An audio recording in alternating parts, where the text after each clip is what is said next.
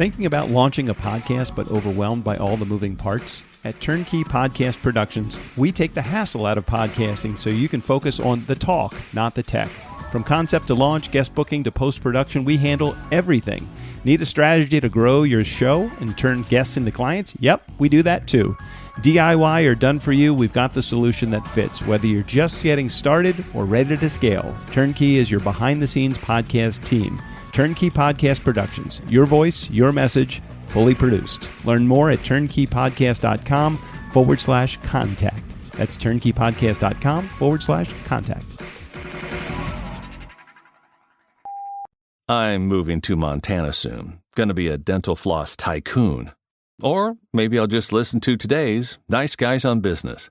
I don't do it in a vacuum and I don't do it alone. I always want my client to consult with their accountant at a minimum, probably a commercial banker as well, to figure out from an economic standpoint, from a tax standpoint, what business organization or structure is the best for them. Because legally, you can do things a lot of different ways.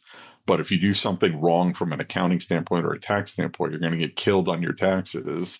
And it's a lot harder to fix things from that standpoint than it is from a legal standpoint. So when a client comes to me and we want to set up a business organization, I always, say, here's what you can do, but let's see what the accountant has to say. And then we'll take what the accountant has to say, and then we'll figure out what's best, and then we'll go from there. We need to talk about your TPS reports and the Nice Guys on Business. Go from where you are now to where you could be. Get expert tips to grow your business, to be more productive and more efficient, whether you're trying to build influence, grow your community, or make it rain. Best-selling author of Nice Guys Finish First, Doug Sandler, can lead the way. The Nice Guys on Business is produced by TurnKey Podcast Productions. Now, here's your host, Doug Sandler.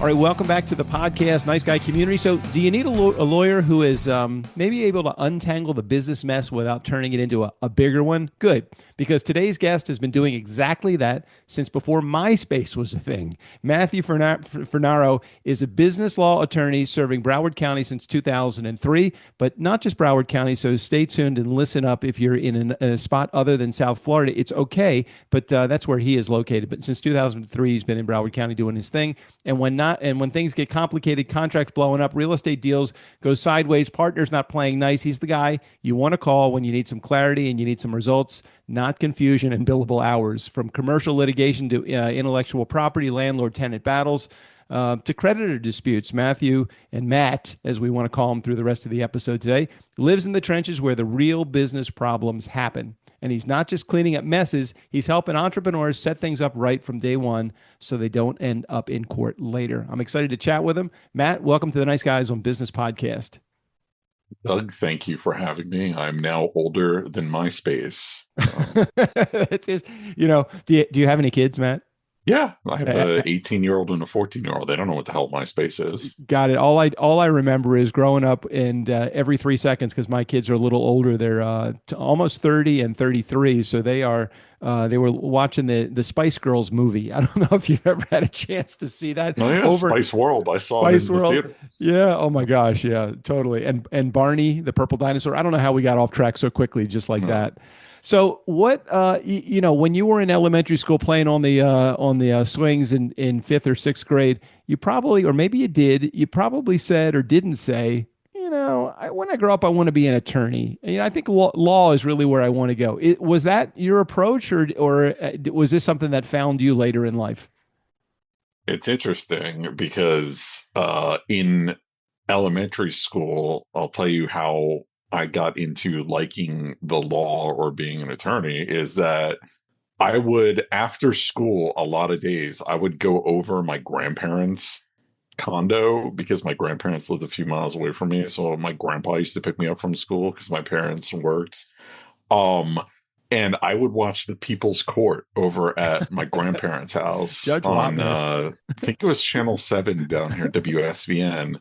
Like at 4 or 4:30. I was thinking about this the other day. Yeah. So that kind of instilled in me early on, like my, I don't want to say fascination, but my interest in like legal stuff and dispute resolution and stuff was literally watching the People's Court in elementary school and then middle school. And that's kind of what got me into of like, oh, I find this interesting. I find like dispute resolution interesting. I don't find like criminal law interesting or stuff like that. I find like when people have differences or whatever, or people owe people money or things like that. So that's kind of what got me started into liking the law, and it kind of just blossomed from there. And then where did you start to learn what your love was for the specialties that you work within? I know you work with entrepreneurs getting their business set up. You help with partnership agreements, and I don't even know if you do anything in the estate planning world, but I know that a lot of the business stuff is the stuff that you really like. Why that? Sure. So, I've been, as you pointed out with the MySpace thing, I've been an attorney since 2003. So we'll say I'm as old as LimeWire, if you remember that. Napster, Um, Napster. so yeah, I'm younger than Napster, but I'm old as LimeWire. So when I started out practicing commercial litigation. I eventually worked for two AmLaw 200 law firms, like two pretty big, large law firms representing like big businesses, banks, and like insurance companies. And I did that, and I had the opportunity to go to an even bigger firm and continue what I was doing about 11 years ago. And I kind of came to a decision where, do I really want to do that? Do I really want to be married to like big law the rest of my life? Or do I want to do something different? And this is probably like my last best chance anytime soon in my life to go do it. So I was like, all right, I'll start my own law firm, but what do I want to focus on? And I wanted to focus on like taking my skills or whatever, but bringing them to, I don't want to say the masses, but to a more generalized audience or a more receptive audience where I felt that small businesses, entrepreneurs, and startups were underserved by big law firms because the people aren't big enough for them, the money's not big enough, whatever. Right. Or local law firms out here in the suburbs where they're not really attuned to business law. They just kind of do whatever walks in the door or whatever. So that's kind of how I got into my niche and my space. And then also growing up, my dad had his own business, and he's a small business owner. I saw the Right. issues he dealt with and things like that. So that was always kind of in the back of my head to, focus on helping people like my dad. So that's No, how I got into my space. And that's what I've been doing for the last 11 years. appreciate you sharing a little bit of your story. Let's talk about the nitty gritty, what some of my audience members might be dealing with currently. So, business owners, a lot of business owners, entrepreneurs, solopreneurs, those that have a side hustle are in our audience looking to make it a full-time endeavor. What's something that most entrepreneurs or new business owners are not getting right? What should they know more about when they are putting their entrepreneur pants on one leg at a time? Sure.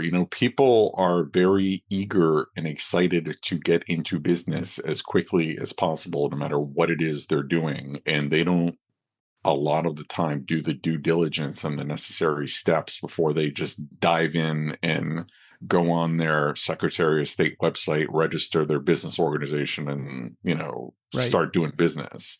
So an issue I keep seeing, and an issue that's, I don't want to say problematic or whatever, is that people don't do the due diligence. They don't have like a written business plan. They don't meet with professionals ahead of time to figure out what business organization is best for them.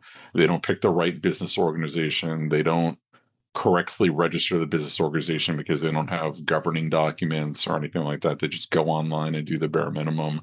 And then once they're in business, they don't have written contracts, no matter what their business is going forward. And that's probably the most general issue I see with businesses, startups, and entrepreneurs, is that they kind of just skip all that stuff because they just want to get into business. And then later on, they have to retroactively go back and do that stuff anyways to fix things, or to if they want to sell their business, if they want to add people to their business, if they want to get rid of people from their business, if they want to do things, they need all that stuff in place anyways, and they have to go back and do it retroactively and from a like a repair standpoint as opposed to a proactive standpoint. So that's probably your issue that you see the most, or I see the most. Can you give us, maybe without sharing any names, of course, to protect your clients? Can you share an example of something that has happened in your firm recently? Entrepreneur called you. They had this problem. This was the steps that we took in order to resolve it, and everybody lived happily ever after on the other side. Sure. I mean, it's just generally what I told you happens on almost a daily basis. Okay. People come to me when they're already in business, and they leapt before they looked, and now they got to go back and fix stuff because they want to add people to their business, but they don't have any governing documents. They have a problem with who they're in business with, and they want to get rid of them, Mm-hmm. and they can't because they don't have the documents. So now they have to go to whatever the law says, and the law is very harsh and very unforgiving and Yeah. very costly. So that happens all the time. They have a problem with a former employee. They never had an employment contract. They never had an employee handbook.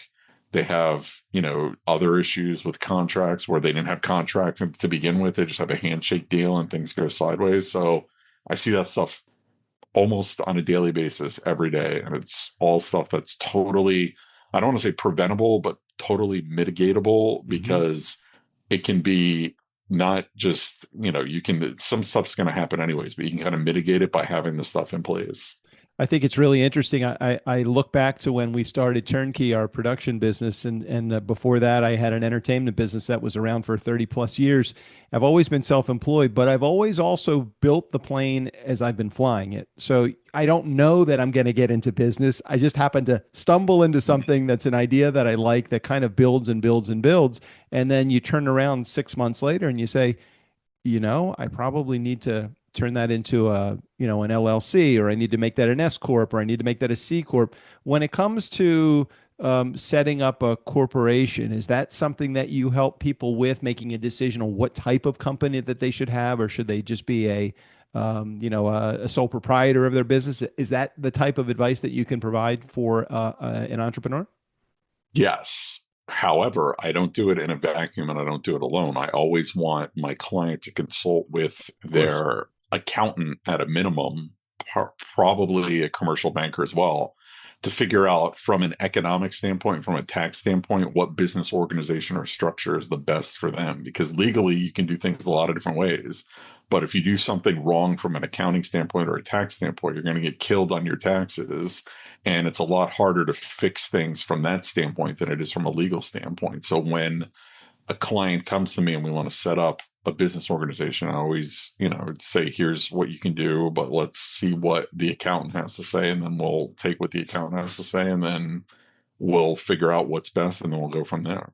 Like with every business that gets started, oftentimes the entrepreneur starting it, and I'll use me as the example here. If you start the business, you have this certain gift that you have for the world, but you don't know everything about everything. So oftentimes you'll bring in somebody that, like my partner Strickland, he's wonderful. He does great things with systems and processes and admin and support, and he is the systems guy, and I'm totally the relationship build, the big idea guy, and the two of us together.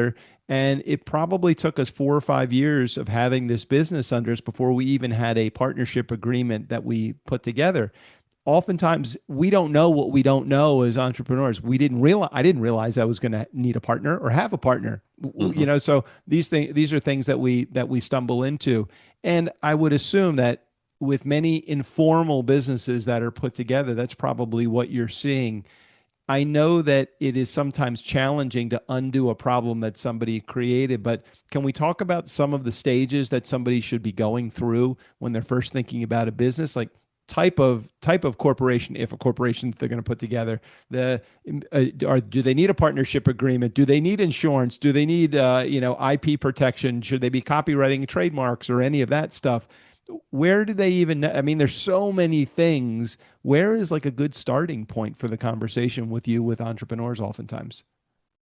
Sure. So the answer to all those questions is yes. But Right. the starting point is, ideally you want to consult with your attorney, your accountant, your whoever else, banker, whatever business you're into or industry, people in that industry, before you start doing anything, is obviously the best time to do it. Right. You don't want to, like you said, build the plane while you're flying it. You want to, make sure the plane's really well assembled, ready to go. I've screwed that up every single time I have screwed that up. Fortunately, it hasn't come back to bite me, but I can see that it could. Yeah. So that's ideally the best time, is before you start doing anything, is when you want to consult with and set everything up and put everything in place and put all the steps in place. So that's a much easier transition, a much easier process than it is to, do it on the fly or learn while you're doing it or whatever. But obviously, Sometimes it doesn't happen, and I'll say a lot of times that doesn't happen. And people kind of be at various stages in their business or various stages when they want to do things. Then we have to retroactively go back and put things in and fix things, which it's not impossible, but it would have been easier to do to begin with. But we can do it, and we just kind of fortify everything and make sure everything's, in good working order going forward so that we don't have to deal with those issues again. I think about, again, the early stages of putting together a business. It's like you want your cast of advisors, you want your board of directors with you, and the team of players that are with you. And you've mentioned several of them a couple of times, and I want to make sure that those in our community are aware. Having an attorney that is able to give you legal advice if you want to make a decision is this something that's good?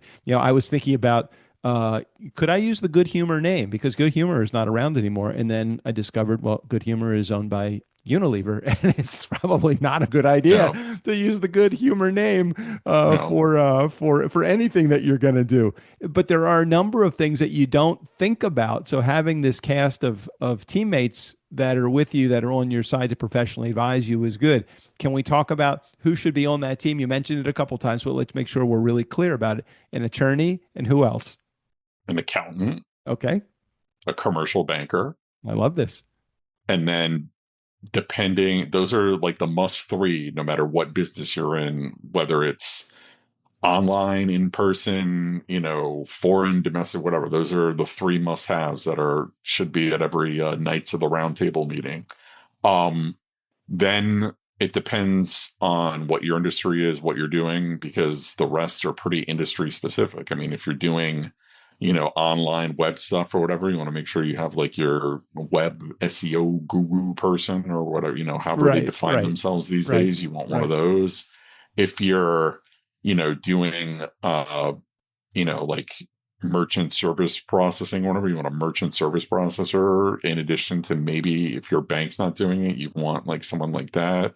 You want like a commercial insurance agent, because if you're, you need your insurance. So not just banking, but you need a commercial insurance agent, because no matter what you're doing, you need insurance, liability insurance, errors and omissions insurance, loss of business insurance, all that stuff. So these are all people, and then obviously the rest is all pretty industry specific, but those are all the people who you need, who you should seek out their advice for, who are there to help you, who you shouldn't be afraid to ask questions about. It's interesting. You mentioned several things in there about insurances and protection and all of that. And nice guy community, keep in mind that those that are in our community that are entrepreneurs, you have a gift, and your gift is whatever it is, whatever skill, whatever talent it is that you're bringing to the table.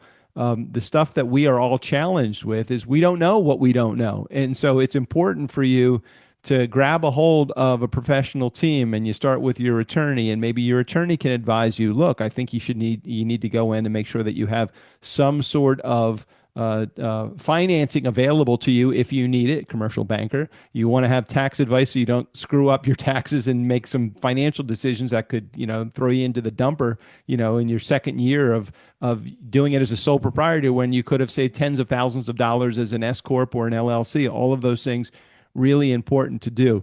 You want to comment on that, or you want me to move on to the next thing? Either way is totally fine. No, it's fine. I mean, that's what the people are around for, to help you make those decisions so that you can focus on making your business decisions and do your business stuff. So you don't have to worry about legal stuff or tax stuff or banking stuff. So a lot of times somebody might say, an attorney's job is to find a problem in the situation rather than to resolve the problem. I didn't have any problems coming into this until I talked to Matthew, and now all of a sudden I have all these problems I wasn't aware of. Can you maybe dispel that myth, or help talk us through that? Because, everybody is concerned, of course, when you're new in business, especially if you're bootstrapping the business, you don't have money behind you. You're worried that every cent that you spend on legal or financial or on accounting services is another dollar that you can't put into the business. So happy to have you dispel that, or argue that point. Sure. So you are putting money into the business by paying for professional services, because the professional services are working on the business. And it's not just a matter of, oh, you came to me, I found a bunch of problems that, or I made up a bunch of problems or whatever. It's like, Right, I right. was watching like this metaphor. Okay. It's like, why after I saw you did all these things pop up or whatever? Well, it's the same thing of why when you look up in the sky, you didn't see any stars. And now that you have a telescope, all you do is see stars. They were always there. You just have the tool to see it now. Right, So right. it's the same thing with an attorney or an accountant or whatever. Those were always there. You just didn't see them before.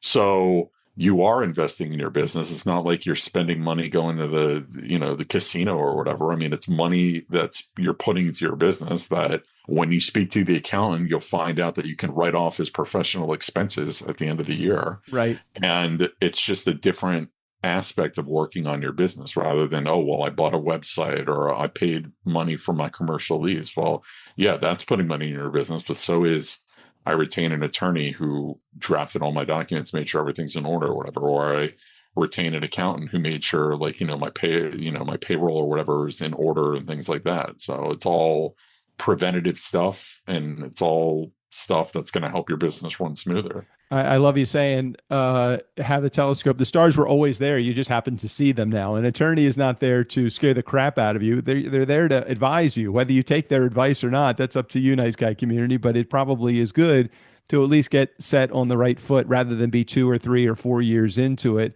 Yes, you can build the plane as you fly it to a certain degree, but you also need to have the proper structure in place so that you're not getting screwed on the tail end of building your business and then having somebody take it away from you because you forgot to trademark what you were doing, or maybe you're using somebody's name and you get a cease and desist letter and it's like, holy shit, I didn't realize I was using somebody's name. All of these things are important things for you to need to know when you get started in business. Now, we just talked about all these things that people do wrong. Is there something that you see commonly that people are doing right, or something that you see? I love to catch people in the act of doing something right. What's something right that entrepreneurs are doing when they're reaching out to you? Sure. For the most part, I mean, people rightly go on to their Secretary of State website and register their business. So, I mean, it's not like they're just kind of like, I'm,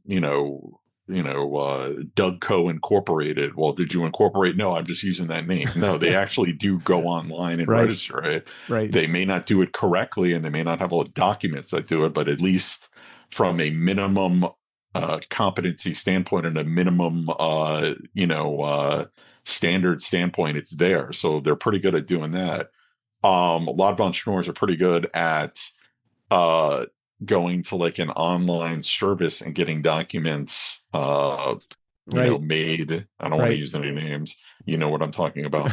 But they're pretty good at that. So it's better than just finding something on the internet or a Google search or Right. having like AI create stuff. So they're good at that. It's just, that's essentially where the story ends. And the rest is some people are on the ball and have all the stuff in place and some people don't. And it's, that's about it. You brought up a valid point. I was going to talk to you a little bit later about technology, but let's do it now. So technology has changed the face of everything. And with AI, ChatGPT and Anthropic and Claude and all of the different AI tools that are out there, so many people are going to ChatGPT and just typing in, what do I need? And taking that advice. And, it could be right. It also couldn't be right. What's your thought about how technology is shaping your world? Sure. So I'm a huge AI fan and proponent. I use AI in my actual practice of law. I use AI in running my business.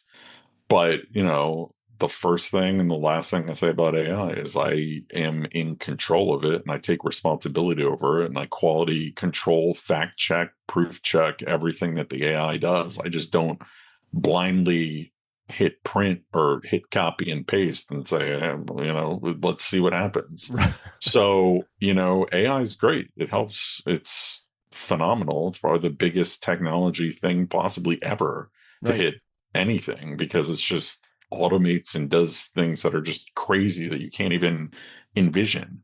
So the problem is that you need to keep the quality control in place. You need to trust and verify and make sure what it's doing is correct because it can do the correct thing, but it can also do the incorrect thing. Just Right. like, Right. 20 plus years ago when Google first started or Yahoo or whatever it is you were using, Ask Jeeves back in the day, you Yeah. can find the answer. You just don't know if it's the right answer or not. So it's the same thing with AI. It's just a higher version of you're getting an answer. You don't know if it's right or not. And if you vet it and check it and do get the right answer, it's great. But if you get the wrong answer, it could be catastrophic. So, I encourage people to use AI. There's lots of great AI for everything regarding business. I mean, everything. And you just have to verify it, make sure it's accurate, make sure it's correct. And, I encourage people to use AI. You just got to make sure that you take ownership over it. All right. And Matt, finally, what is something that I should be asking you or talking to you about that I haven't asked? I want to make sure I end with our best foot forward. What is something that our community should know about you that we haven't shared with them yet? Well, you've asked a lot of great questions as far as how to set up your business, how to fix your business going on or whatever. Anyone who has any questions or needs anything or didn't hear what they need to hear or whatever can just check out my website, which is fornarolegal.com. There's a ton of information in there, regardless of where you are located. That's all about business on all my blogs, all my videos, all my social media that answers all of your questions. There's hundreds of things on there now. I just was on there earlier today and I'm like, wow, I sure have a lot of information on there. So it's all pretty much accurate. You don't have to worry about it being like made up crap. And, if that doesn't answer your questions, then you can just feel free to email me or call me or reach out to me on social media. But, it's a great resource. I'm proud of it. And, it's out there to help the people. Well, I so appreciate you sharing your wisdom and your expertise on the show today. And if those in our community, that we have another Fornaro, Phil Fornaro, and he has got a show called Lightbulb Moments as well. And I think that you got a chance. You're going to do an interview on his podcast too. Is that what you said earlier? We are, with my distant relative, Phil Fornaro, where we're gonna finally figure out how. I'm on 23andMe. I don't know if Phil is. I may ask him to join before I appear, so then we can reveal the results on air. So, well, it's going to be a great conversation, I'm sure. Two legal minds talking together, and maybe there is even a podcast in your future too. Phil is probably going to talk you into it because he's been having some major success with his podcast as well. Matt, thanks for being on the show. Appreciate you sharing your wisdom with our community today. Thank you, Doug. Thank you for having me. Hey, Nice Guy community, never underestimate the power of nice. Again, special thanks to Matt Fornaro. All of his information, including access to his website, will be right there in the show notes. Steve O'Brien, go ahead and take us out of here. For the Nice Guys on Business, I'm Steve O'Brien. Because it's such a fine line between stupid and clever.